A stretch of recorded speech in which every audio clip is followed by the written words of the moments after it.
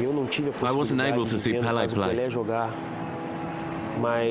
but I've seen Ronaldo, and I've never seen a player like him.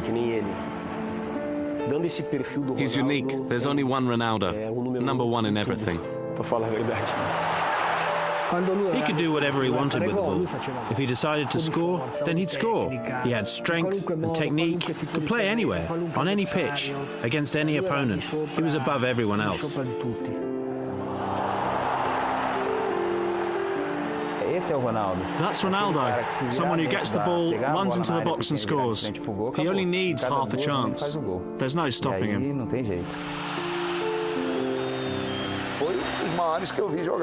He was one of the best players I've ever seen. Truly a phenomenon. If there's anyone who deserves that nickname, the phenomenon, then it's him. He is phenomenal.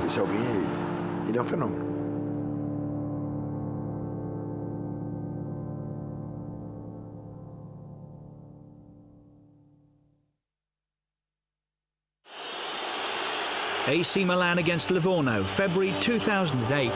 The Rossoneri were on the attack and Brazil legend Ronaldo was the target. The star striker was grounded by a seemingly innocuous challenge, but he'd ruptured ligaments in his left knee, the third such injury of his career. It looked like the end, the latest and perhaps final setback of an injury-ravaged career. But this was Ronaldo. O fenômeno é The phenomenon is the best example I've ever seen of an athlete making an incredible comeback against all the odds.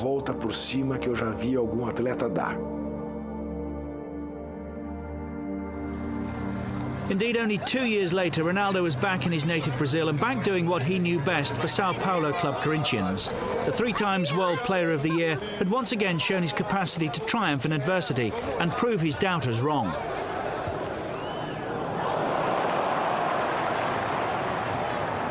Not for the first time in a glittering 15-year career, Ronaldo was back.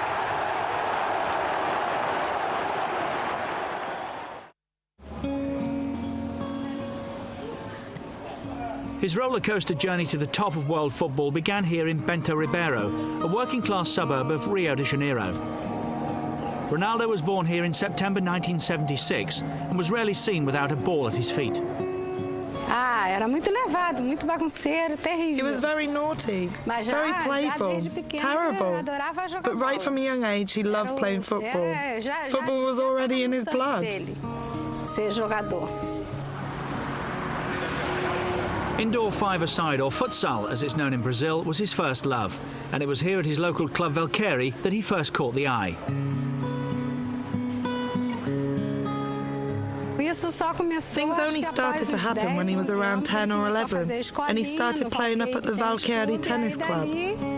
From then on, his star really shone. News of the talented youngster quickly spread. He was soon invited to play for Social Ramos Club, a larger and better organised club in Rio's northern suburbs.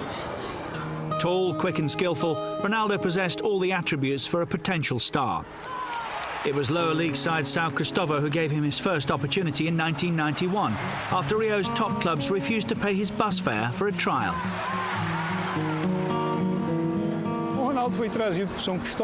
Ronaldo was brought here because of the ability he'd been showing primarily at futsal, at the Social Ramos Club where he'd really stood out. His main qualities were his pace, dribbling at speed, and when the ball came to him, he already knew what he was going to do. 44 goals in under 2 years ensured his stay at the club would be short-lived. To the surprise of many, though, his next move was to Cruzeiro, a First Division team based 340 kilometres away from Rio. In December 1992, I said, "We've sent a boy to Cruzeiro who's going to be Brazil's next striker. He'll play in the '98 World Cup." They asked the name, and I said, "Ronaldo."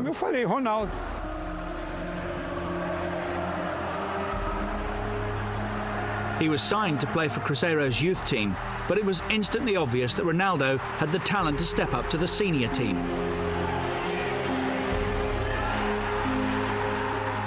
The first time I saw him play was at Cruzeiro. He was still a kid, just 16 or 17 years old.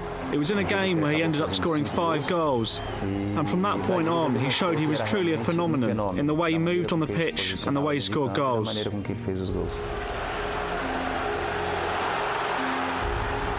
In his only season at Cruzeiro, he averaged almost a goal a game, helping the club win their first Copa do Brasil along the way. Brazil had woken up to a new star.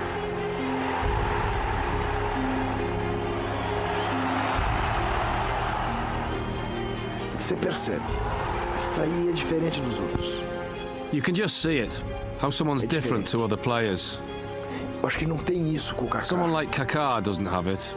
He's a great player, but he doesn't have that streak of genius, something that sets him apart. Ronaldo had it at Cruzeiro. He had it. O Ronaldinho tinha no Cruzeiro. Já tinha. At just 17, he was already being compared to the great Pelé. And just as Pelé had been called up to play in the 1958 World Cup at the same age, Ronaldo was included in Brazil's World Cup squad in 1994.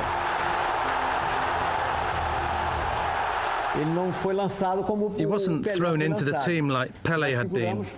We held him back because we had a good team and some good players, so we decided to keep him for later. This missed penalty by Italy's Roberto Baggio gave Brazil their first World Cup victory in 24 years. Despite not playing a game, the experience proved invaluable for Ronaldo. We gave him the chance to see what it was like to be part of a World Cup winning team, even though he didn't play. But he was there to experience the atmosphere, and that was very important for his career. After the World Cup, PSV Eindhoven paid €4.7 million to bring Ronaldo to the Netherlands. The boy from Bento Ribeiro had gone from São Cristóvão's youth team to world champion in European football in under 2 years. I'm very happy to have only played alongside him and not against him. I can guarantee you a lot of players have suffered playing against him. They're still suffering now. I'm just happy to have helped him score, both at PSV and with Brazil.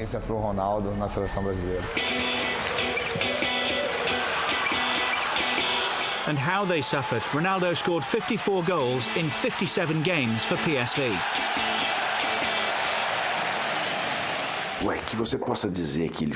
The period in which he really played football, and I mean really played, was from the beginning in Cruzeiro through to when he moved to Holland, and then the move from Holland to Spain. After 2 years in Holland, Ronaldo was on the move again. It wasn't a surprise that a club of Barcelona's stature won the race for his signature. But few could have expected what was to come next. This is a guy, of course, who'd come from Holland. No one knew very much about him. He hadn't cost that much money, and he was just phenomenal. The pure ability of Ronaldo was just something else. I mean, you look at his goal-scoring record. He scored 34 goals that year. He was scoring goals on his own, game after game. He was just frighteningly good. It was almost like he was too good for the league. In his one season at the Catalan club, he was the Primera Liga top scorer, helping Barcelona to the Copa del Rey, Supercopa de España and the UEFA Cup Winners' Cup. There's a very famous image of a very, very famous goal that Ronaldo scored away at Compostela for Barcelona, and he picked the ball up on the halfway line and he had about 4 people. I mean, it was like watching Jonah Lomu play rugby. He had players hanging off his shirt and he would just run through the middle, throwing them off, stop, go through. I think he went around about 6 or 7 players. Bobby Robson, who was the Barcelona coach at the time, standing on the touchline, just scratching his head as if to say, what on earth have I just seen? What the hell has this guy just done?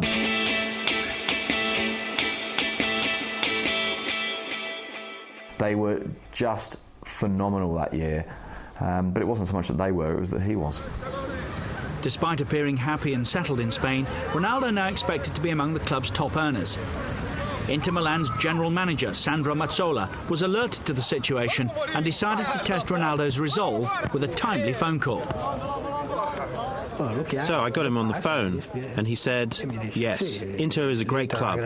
But he was very correct and said, if Barcelona pay me what they owe me, then I'll stay at Barcelona, because I like it here. If not, then I'll leave and see what Inter say.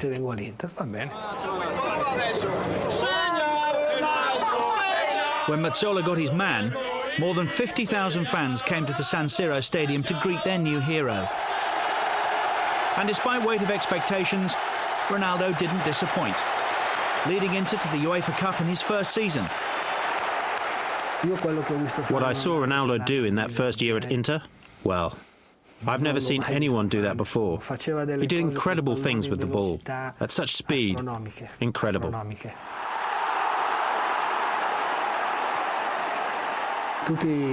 Everyone knew that with Ronaldo in the team, we could get to a certain point, and that was winning titles. And while everyone else played their part, he was the icing on the cake. He made the difference. To watch Ronaldo was pure football. How he stopped the ball, how he ran, how he changed direction, what he invented. Voted World Player of the Year in 1996 and 97, Ronaldo was the first megastar of football's modern era. He was ready to explode for Brazil at the 98 World Cup finals. We knew that Ronaldo would be an incredible player. Maybe not a new Pele, but a great player, and a player Brazil were crying out for back then. And so he came on the scene at exactly the right time. At just 21, he was already central to his country's World Cup aspirations.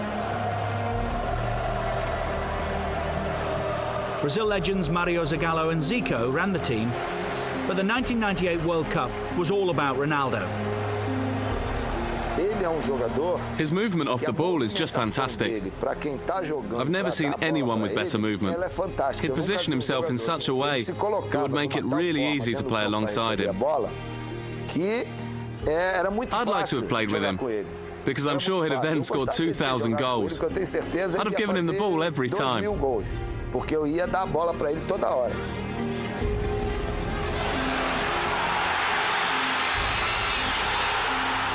In '98, Ronaldo was in good form, playing well in all the games. He played with a lot of desire, wanted to show that he could become one of the most important players in Brazilian football. Because before Ronaldo, there had been so many great Brazilian strikers. He knew this was his moment. He could really explode onto the scene.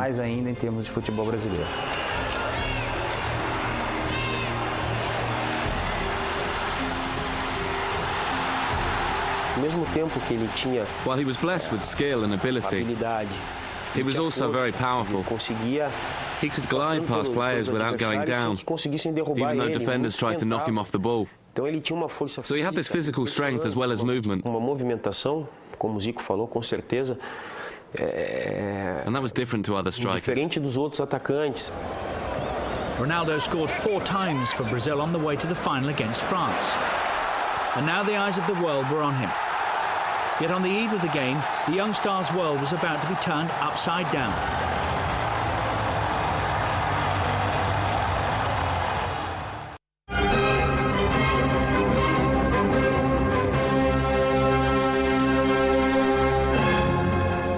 Acordei 5 horas. I woke up at 5, and when I left my room and met the press officer, he said to me, "Have you heard what's happened to Ronaldo?" I said, "No." And he told me that he'd had a fit, so for me, he was out of the game. Quer dizer, está fora do jogo.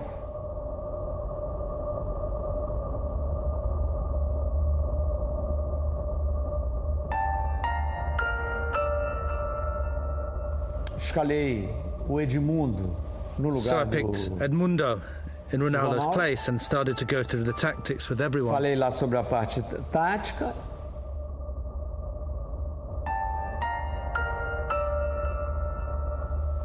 Entramos dentro do ônibus. We got on the bus in silence. Todo mundo em silêncio. No one was singing. Ninguém cantou.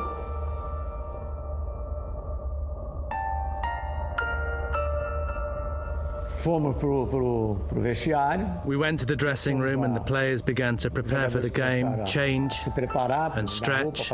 When Suddenly, who comes in? Ronaldo. Chega o Ronaldo. Ele falou assim: Zagallo, não me tira dessa. He said to me, Zagallo, Eu não tô sentindo nada. don't take this away from me. I'm Senti há fine. 7 It horas happened 7 atrás. hours ago, but I'm fine now. Agora eu não The tô tests gave me the sentindo. all clear. Os exames deram I want to play. 100%. E eu quero jogar.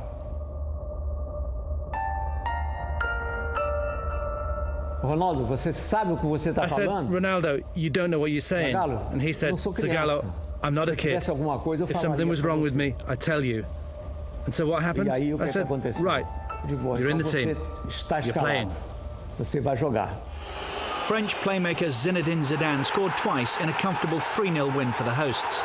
Ronaldo was a far cry from the striker who'd tormented defences over the previous 5 years. Brazil was simply lost without his inspiration.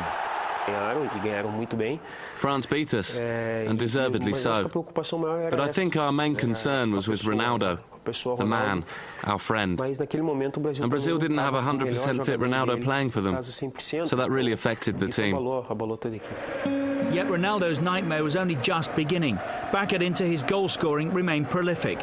But in November '99, he tore ligaments in his right knee, before tearing them again in April 2000. He was given only a 50% chance of playing football again. The real Ronaldo never came back. Obviously, he was still a great player, and still so inventive, but he wasn't the same. A shame. Such a shame. Awful that he was destroyed in that way. Ronaldo refused to give in, however. After a strict rehabilitation programme and almost 2 years out of the game, he returned to action in September 2001. But the rest of his season was hampered by injury, and few expected him to be a force for Brazil in the 2002 World Cup. Ronaldo, though, was determined to erase those painful memories from 4 years ago in Paris. We spent at least a month training before that World Cup, and he really threw himself into it. He prepared so well, with all the exercises he did to help his knee. Any doubts that he lacked the fitness to cope at the top level once again were immediately dispelled in Brazil's opening games, and his growing self-belief was infectious. Imagine having a player who's always making those runs with such good movement and such ability. Then it makes your life in midfield so much easier. You know you can pass him any old ball and he'll finish it off. His explosive pace and speed off the mark may not have been the same, but his eye for a goal and intelligence of movement remained undiminished.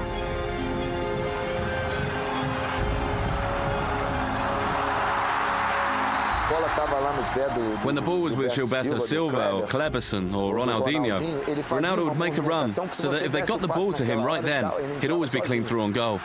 I'd be shouting at the TV for them to pass him the ball. As Brazil progressed through the tournament, Ronaldo decided to celebrate his return to form with a change of style as well. Yeah, that's just one of his crazy little things. He told us, I'm going to get my hair cut and you'll see how cool I look.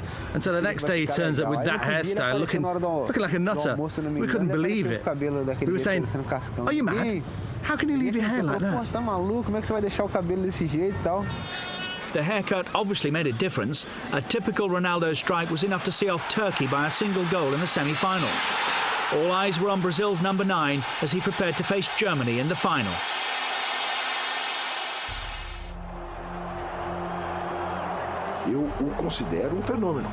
I think he's a phenomenon. I think his comeback is the finest example of someone battling against the odds that I've ever seen. Ever. For this boy to do what he did, after everything he went through, is incredible.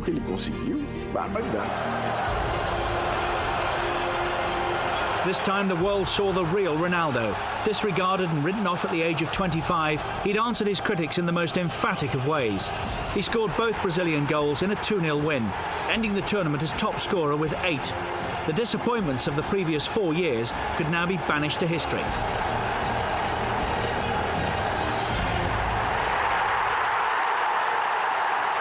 And then we saw Ronaldo return from injury, score 2 goals in a World Cup final, become the top scorer in that tournament, break records. I think it was so important, a great moment of joy, not just for Ronaldo, but for Brazilian football and for those of us who played alongside him. Crowned World Footballer of the Year for a record 3rd time, Ronaldo was hot property once again. After 5 years at Inter, he decided on a new challenge, becoming the latest Galactico at Real Madrid. He was one of those players that Florentino Perez had always loved. But after the World Cup final, how would you get Ronaldo? Especially after he scored 2 goals against Germany. He was one of the best players in the world. But Florentino had to sign him because of the Galactico project. Ronaldo proved himself worthy of his galactic status, coming off the bench to score twice on his debut against Alaves. For the Madrid fans, it was even more satisfying, given his history with their eternal rivals, Barcelona.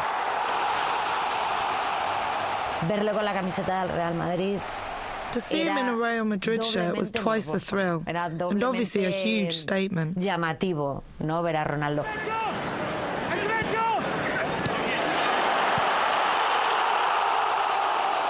I think Ronaldo was brilliant for Real Madrid as well. I think one of the problems that perhaps, with hindsight, you look at Ronaldo's time at Madrid and you think, well, he wasn't the player he was at Barcelona. But in some ways, he was almost better. His finishing was that little bit more sharp. Certainly when Ronaldo went one-on-one with a goalkeeper, you knew what was going to happen.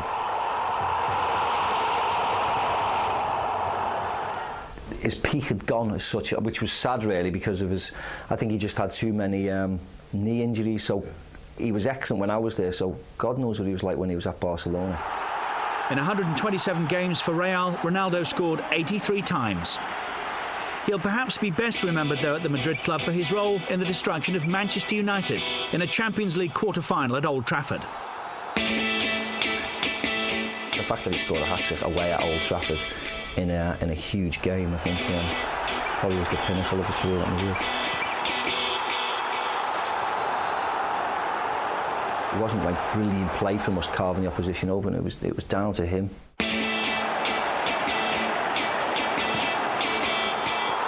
Still deadly on the pitch, Ronaldo was also gaining a reputation for his rather wayward lifestyle off it. The biggest compliment you could give him really was that everybody loves him. Everybody's got, nice words to say. I didn't know one person who disliked him.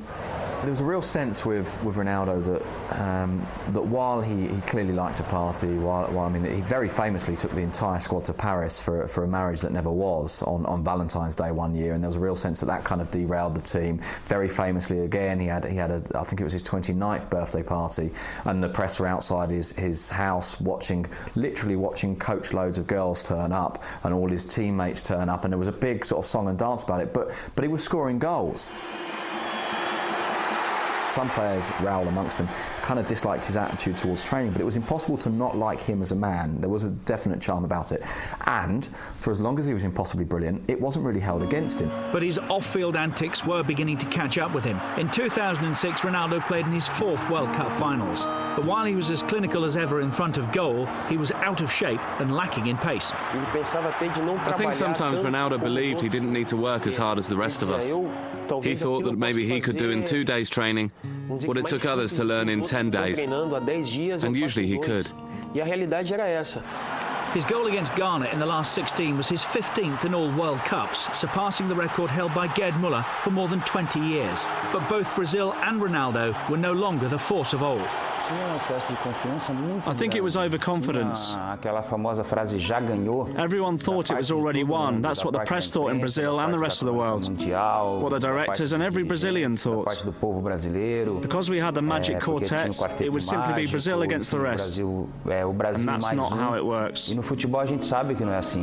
Brazil succumbed to a 1-0 defeat to France in the quarter-finals. After 97 games and 62 goals, it would be his last international appearance. Only Pelé has scored more in a Brazil shirt, though in many quarters, Ronaldo was held to blame for Brazil's early exit.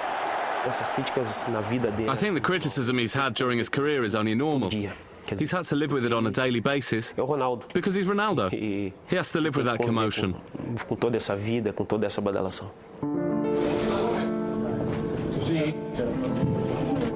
But wherever he's been, Ronaldo has always produced.